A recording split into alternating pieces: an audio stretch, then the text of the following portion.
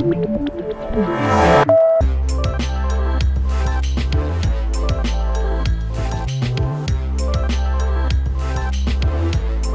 amici, ben ritrovati. Eventi al Territorio ritorna a Tarso all'interno della festa della Candelora.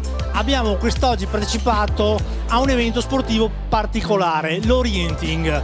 Abbiamo qui con noi Roland Pin, che è l'allenatore e quello che ha programmato i percorsi. Roland, noi siamo neofiti, raccontaci un attimino come si svolge questa attività fisica e come mai avete scelto proprio questa tipologia di percorso oggi. Ce n'erano 4, mi dicevi. Sì, allora intanto buongiorno.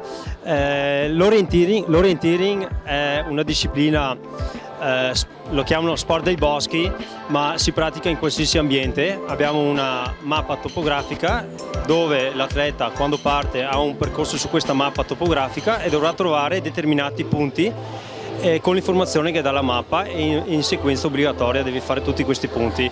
Il bello di questo sport è che può partecipare qualsiasi persona anche se non conosce il territorio, quindi è la scoperta del territorio in posti particolari, in posti in boschivi, in posti, per esempio la partenza oggi era nell'istituto di Padre Pio, quindi presentava un bellissimo parco.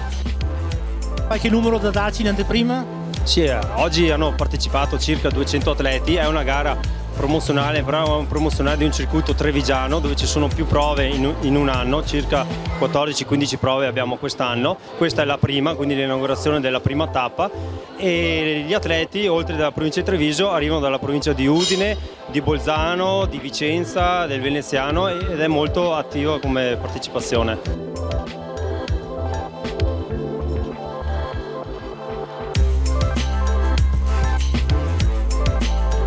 Da cosa nasce questa necessità di aprire le porte alla comunità?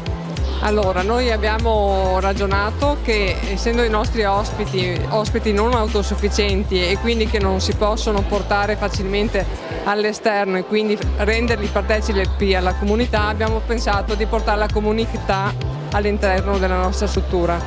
E questo ci ha fatto veramente piacere, perché anche oggi abbiamo avuto una buona risposta. Abbiamo visto gli ospiti, malgrado il freddo, hanno guardato dalle finestre, però sono stati molto contenti, non solo gli ospiti ma anche i familiari e i nostri collaboratori, che hanno visto movimentata un po' la normale quotidianità. Ecco. Silvia, mi dicevi l'istituto fa parte di un gruppo, questo gruppo quindi promuove tutto quello che è l'avvicinarsi alla promozione del territorio nelle varie comunità dove è inserito? Assolutamente sì, infatti è un gruppo, il gruppo Corian, che ci tiene molto a dare supporto migliore agli ospiti, ai familiari, ma soprattutto a inserirsi all'interno del territorio in cui è, per creare proprio una rete di interscambio col territorio.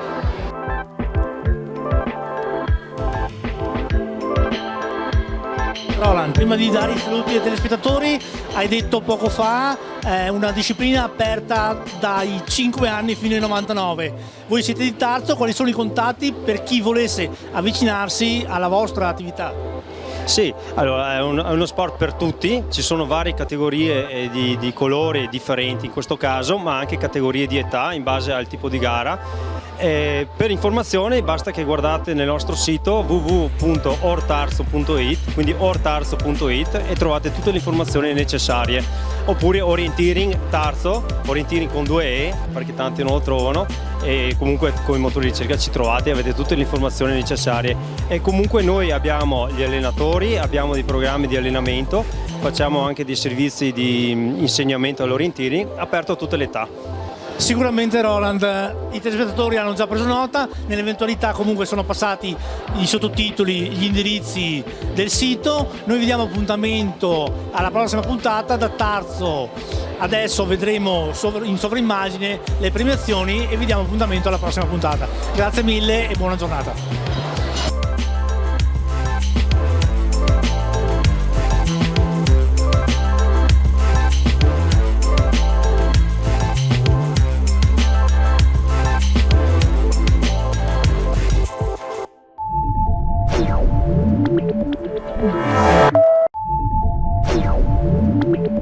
Yeah.